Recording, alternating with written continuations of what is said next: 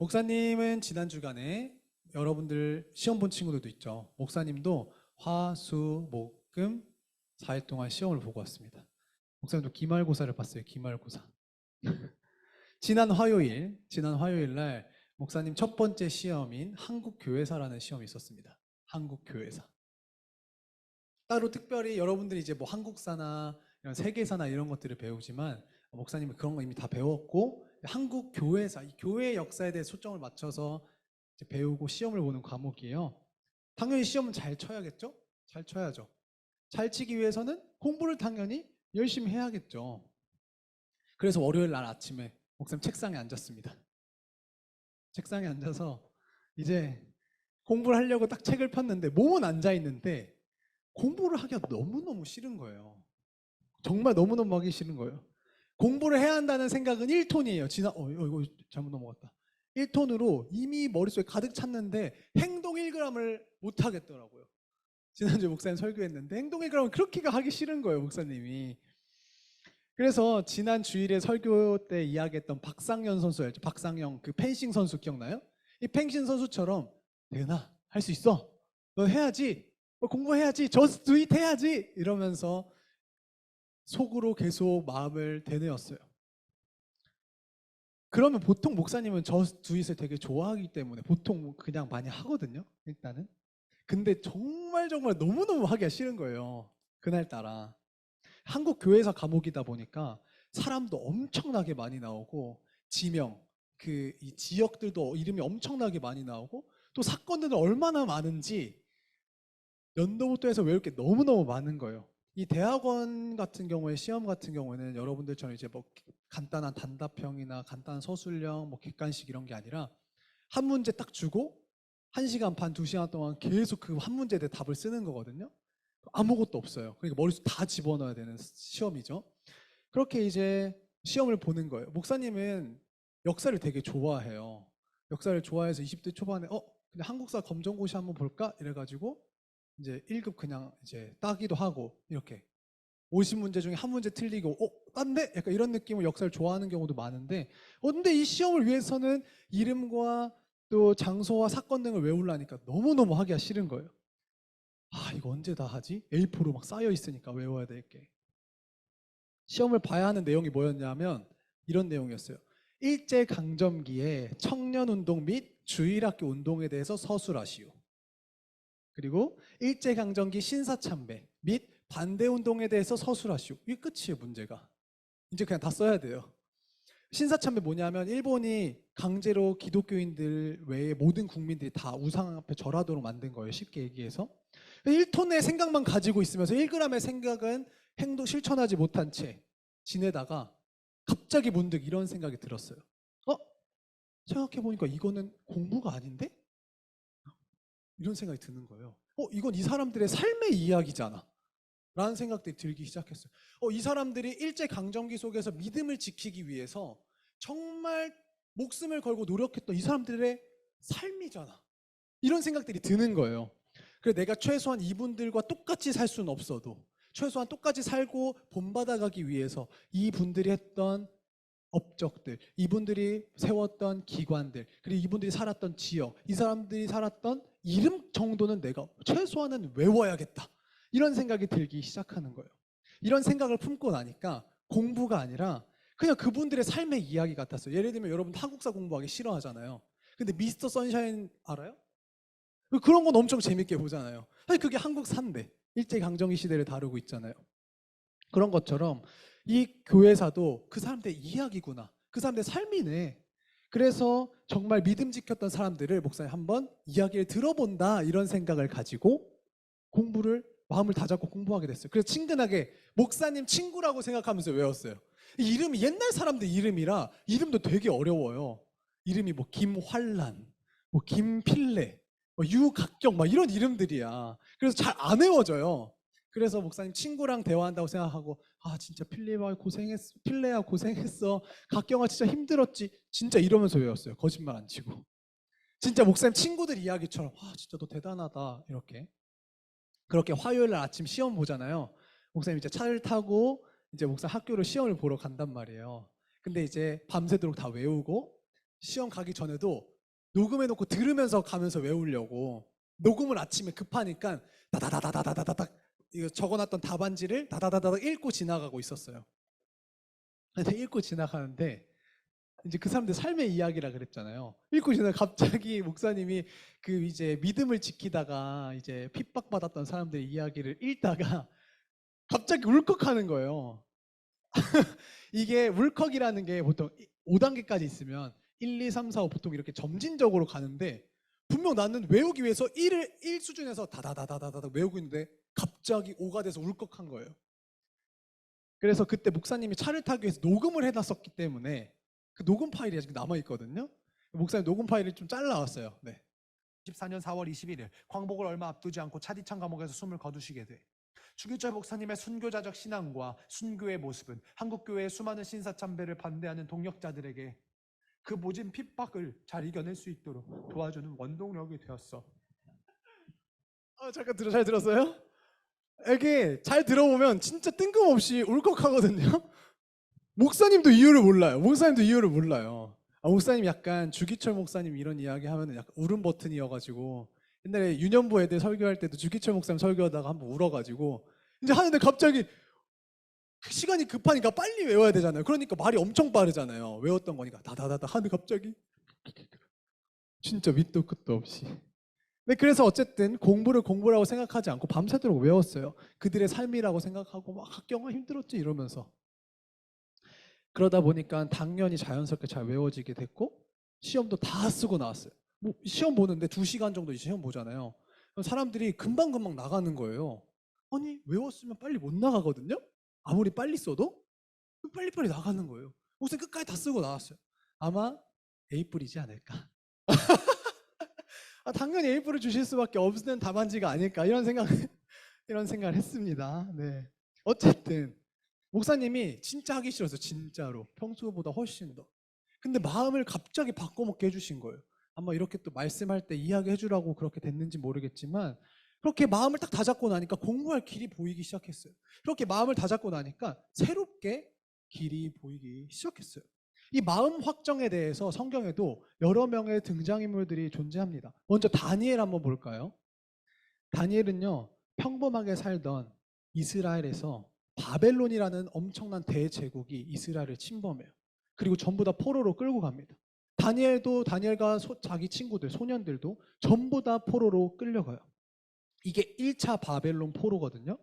느부갓네살 왕은요, 이 포로 중에서 똑똑한 소년들 있죠. 여러분들 같은 똑똑한 사람들은 특별히 더 잡아가가지고 궁궐에다가 데려다 놓고 궁궐에서 훈련을 시키는 거예요. 거기에 다니엘과 세 친구들이 똑똑하고 지혜롭고 명석했기 때문에 뽑혔단 말이에요. 그리고 이렇게 뽑힌 소년들은 3년 동안 이 바벨론 제국의 언어를 배우고 바벨론 제국의 문화를 배워서 그 사람들 자기 나라를 위해서 일하도록 만드는 거죠. 그러면서 왕이 지정해주는 음식을 먹고 다 이 컨트롤 이 바운더리 안에서 움직이게 되는 거예요. 보통 소년들 같으면 엄청 좋을 거예요. 왜냐하면 포로로 잡혔잖아요. 포로로 잡히면 어때요?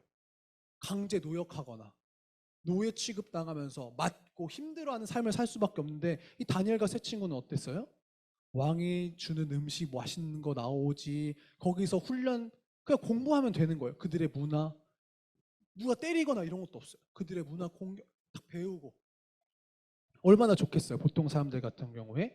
그런데 다니엘과 세 친구들은요 마냥 좋지만은 않았어요. 왜냐하면 거기에 들어가면 왕이 주는 음식, 즉 제사 드릴 때 들어갔던 우상 숭배할 때 썼던 그 음식이 나오는 거예요.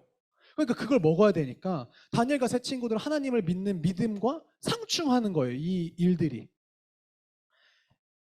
다니엘과 세 친구들은 우상 앞에 드려졌던 음식들로 자기들의 몸을 더럽히고 싶어 하지 않았어요. 그래서 다니엘과 세 친구들은 뜻을 정했습니다. 다 같이 한번 다니엘 1장 8절 읽어보겠습니다. 시작.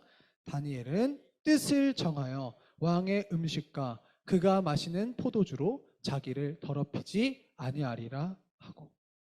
우상 앞에 드려진 음식을 안 먹는다. 왕이 명한 것을 안 한다. 포로가 왕이 명령한 거 안 지켜요? 바로 그냥 사형감이지. 얘 하나 없어진다고. 뭐 그 큰 대제국에서 그냥 사형이죠, 솔직히.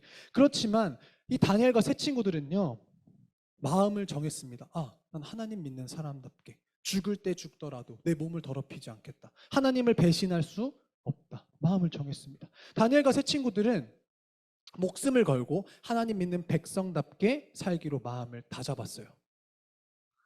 그랬더니 하나님께서는 이 다니엘과 세 친구들에게 길을 보여주십니다. 물론 그 중간중간 사건 엄청 많지만, 스토리가 많지만 다 설명을 해드릴 수는 없고, 사자굴에 들어갔다가 살기도 하고, 이제 다른 애들은 엄청 맛있는 음식 다 먹는데 저희는 못 먹겠습니다, 대신 채소만 먹겠습니다 했는데 피부가 더 좋아지고 훨씬 더 건강해진다거나, 하나님께서는 환난장의 마음을 감동시키시고 또 바벨론의 박사들보다 10배나 더 똑똑하게 하셨다 하셨어요. 10배.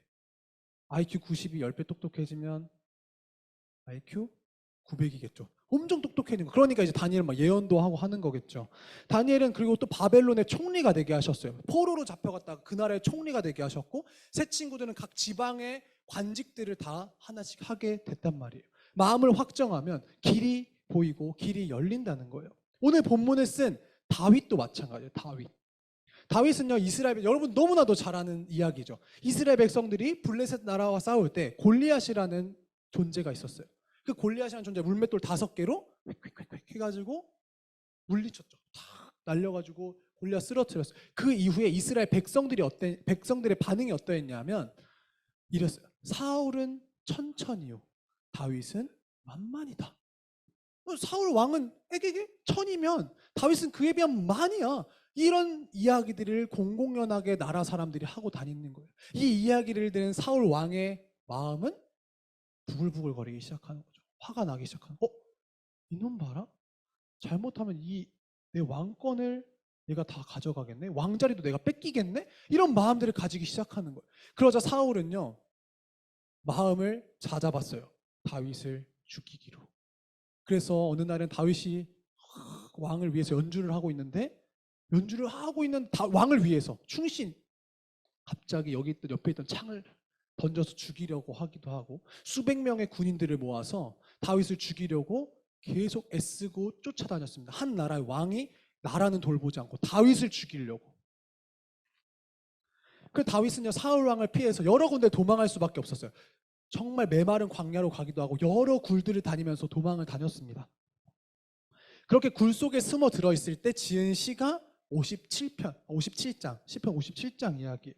다윗은 지금 피난 다니고 있어요. 죽기 직전, 언제 죽을지도 모르는 상황에 피난 다니고 있는데 뭐라고 하냐? 하나님을 찬양한대요. 하나님을 찬양한대요. 여러분들 같으면 할 수 있겠어요? 당장 내가 왕을 위해서도 열심히 했고, 내가 골리앗을 하나님 모욕하는 골리앗을 목숨 걸고 물리치기도 했고, 하나님의 은혜로, 능력으로. 근데 그것 때문에 사울 왕이 나를 죽이려고 하네? 보통 같으면, 아니 하나님, 이게 맞습니까? 아니 어떻게 저는 하나님을 위해서 했는데 어떻게 제가 죽을 위기에 처합니까? 하면서 원망 엄청 했을지도 몰라요. 그런데 다윗은요, 이런 죽을 위기인데도 하나님을 찬양했대요. 찬송하기로 마음을 정했대요. 오늘 본문 말씀 다 같이 한번 더 읽겠습니다. 준비 시작. 하나님이여, 내 마음이 확정되었고 내 마음이 확정되었으니 내가 노래하고 내가 찬송하리이다. 다윗은요, 대적이 그렇게 괴롭히고 그렇게 죽이려고 하는데도 하나님을 찬양하기로 마음을 먹었어요. 세상이 힘들수록 다윗은 더욱더 하나님을 사랑하기로 마음을 먹었단 말이에요. 그랬더니 하나님께서는요, 길을 열어주시기 시작해요. 위험한 곳에서 건져주시고, 사울 왕은 패하고 다윗이 새로운 왕으로 등극시켜주고, 지금까지도 이스라엘에서 가장 위대한 왕이라고 하면 다윗을 떠올리게 할 만큼 하나님께서는 다윗에게 큰 길을 주시고 복을 주셨단 말이에요. 여기서 잠깐, 다윗만 그럴까요? 다니엘만 그럴까요? 우리는 그렇게 할 수 없을까요? 아니죠. 우리도 그렇게 할 수 있단 말이에요. 우리도 가능해요. 우리도 마음을 확정한다면, 우리도 마음을 정한다면 놀라운 길이 열리게 되고 놀라운 세계가 분명히 펼쳐진다는 거예요. 근데 우린 자꾸 망설이죠. 어떻게 나 같은 사람이 뭘 할 수 있겠어? 나처럼 이렇게 공부도 못하는 사람이, 나처럼 갖춘 실력도 없는 사람이, 나 집에도 돈도 별로 없고 가진 것도 없는데 이런 사람이, 나처럼 부족한 사람이 뭘 할 수 있겠어? 이런 생각들이 참 많이 들잖아요. 목사님 가르쳐 드릴게요. 여러분들은 할 수 있다는 사람이라는 걸. 자, 여기 5만 원이 있습니다. 실제로 갖고 오려다가 믿음의 눈으로 보는 거예요. 5만 원. 믿음의 눈으로 보세요. 믿음의 눈. 자, 5만 원 보이죠?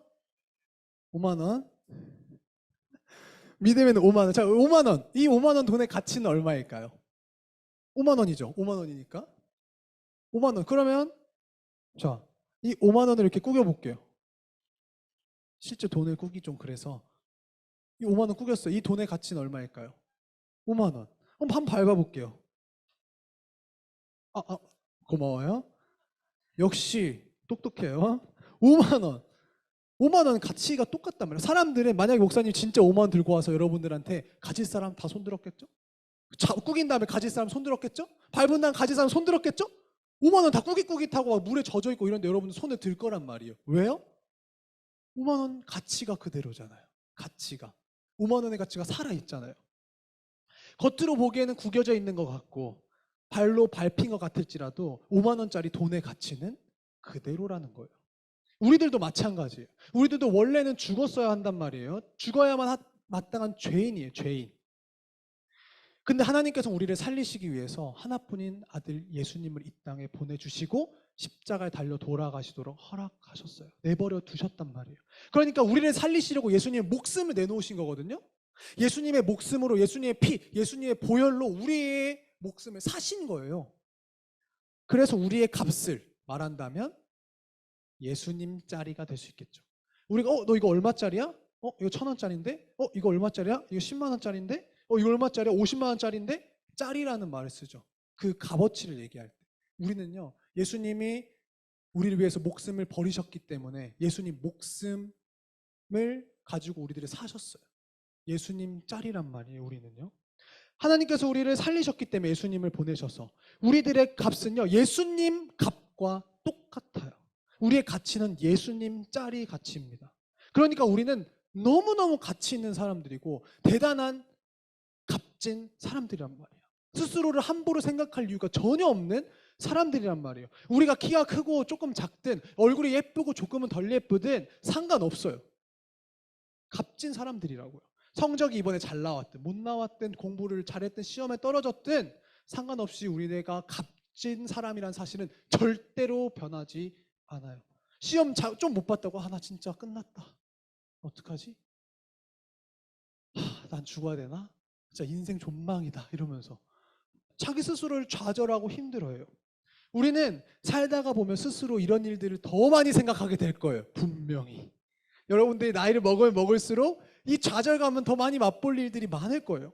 구겨진 모습같이 느껴질 때도 많을 거고요. 다른 사람들에게 짓밟히는 것 같은 느낌을 받을 때도 많을 거고요. 병이 들거나 실패하거나 시험에 떨어지거나 직장이나 사업이 힘들어질 수도 있단 말이에요. 여러 가지 나쁜 일들이 발생할 수 있어요. 그런데 그럴 때면 우리들은 어떻게 해요? 좌절하고 난 진짜 가치 없는 사람이다. 나는 어떻게 살지 앞으로? 이런 생각이 들 수 있죠. 그러나 우리들의 가치는 남들의 판단에 있지 않습니다. 우리들의 가치는 세상의 것들로 판단할 수 있는 가치가 아니에요. 남들의 평가에 있지 않습니다. 여러분들은요, 엄청나게 가치 있는 사람이에요. 성경에 정확히 기록되고 있잖아요. 여러분들 1억과도 비교되지 않는 예수님 짤이란 말이에요. 예수님 짤이. 예수님 가치가 있는 사람들이라고요. 그러니까 어떤 일을 만나든지 포기하지 말고 어떤 형편 속에서도 다시 시작하면 돼요. 마음을 정하면 돼요. 항상 목사님 또 똑같은 얘기. 한 귀로 듣고 한 귀로 흘리지 말고 마음을 정하세요. 지난주에 했던 찬양도 그런 거잖아요. 맞다. 나 이런 가치 있는 사람이지. 맞네. 사실은 하나님이 예수님을 보내셔서 나를 살리실 만큼 난 가치 있는 사람이네. 맞다. 마음을 정하는 거예요. 마음을 굳게 정하면요, 우리들에게 길이 보이기 시작해요. 하나님이 우리를 향한 계획이 보이기 시작하고요, 하나님이 우리에게 주시는 비전들이 보이기 시작해요. 마음을 정하면요. 다만 내가 마음을 정하지 못했을 때 그 길이 보이지 않게 되는 거죠. 사실 이미 여러분들 향한 한 명 한 명을 향한 길은 다 이미 끝나 있어. 다 나 있어요. 길이 다 나 있죠. 예수님께서 십자가 사건으로 길이 다 나 있습니다. 여러분 또 이거 보고 이런 생각하는 사람도 있죠. 목사님 여기 길 막혀 있는데요? 이런 유년부적인 발상. 구멍이 또 여기 십자가 여기 안에 사람 들어갈 수 있게 뚫려 있다고 생각하면 되겠죠. 어쨌든 여러분은 예수님의 십자가의 구속사로 인해서 여러분들에게 인생의 길은 다 이미 정해져 있어요. 다만 우리가 마음을 정하지 않았을 때 그 길을 보지 못하는 거예요. 다만 우리가 마음을 정했을 때, 우리가 정말로 가치 있는 사람, 아 맞다, 우리가 마음을 확정했을 때 이 길이 보이기 시작합니다. 하나님 나를 향한 뜻이 무엇인지, 비전이 무엇인지. 하려고 하면 길이 보이고 하지 않으려고 하면 핑계가 보인다라는 말이 있는데 한번 마음을 확정해 보세요. 왜? 다니엘에게만 하나님이 똑같은 하나님 아니잖아요. 다니엘의 하나님은요, 다윗에게 역사하셨던 하나님은요, 목사님의 하나님이고요, 여러분도 한 명 한 명의 하나님이에요. 그 하나님은 성경에만 기록된 하나님이 아니에요. 내 하나님, 우리의 하나님이라고요. 근데 왜 우리는 못해요? 우리도 같은 하나님의 백성인데. 이제 마음을 확정하고 2023년에 또 도전해 보세요. 공부할 때도 목사님처럼 한번 공부해 보시고요. 말씀을 정리하겠습니다. 사람의 마음은 참 신기해요. 가만히 있으면 가만히 있는데 마음을 확정하면 달라집니다. 다니엘은 포로로 잡혀갔어요. 포로로. 그곳에서 목숨 걸고 하나님 배신하지 않겠다고 마음을 다 잡았더니 하나님이 놀라운 길을 보여주셨어요. 포로로 잡혀가서 총리까지 되는 말도 안 되는 일이 일어났죠. 그리고 다윗을 보세요. 원수라고 표현해도 될 만큼 사울 왕이 계속 쫓아가서 한나라의 왕이 죽이려고 했지만 그 가운데서도 마음을 확정하고 찬양했어요. 하나님을 사랑하기로 결심을 했다고요. 마음을 정했더니 놀라운 일이 일어났어요. 하나님께서 도망다니던 땅에서 왕으로 만들어주셨습니다. 우리도 할 수 있습니다. 우리도 어떤 상황에 있든지 마음을 확정한다면 하나님께서 놀라운 일들을 보여주실 거라고, 하나님께서 놀라운 일들이 일어나게 분명히 해주실 거라고요. 이제 우리도 2023년 준비하면서 새롭게 마음을 정하면 좋겠어요. 여러분들 일석이조란 말 알아요? 일석이조? 오가 아니지요. 미안해요. 일석이조.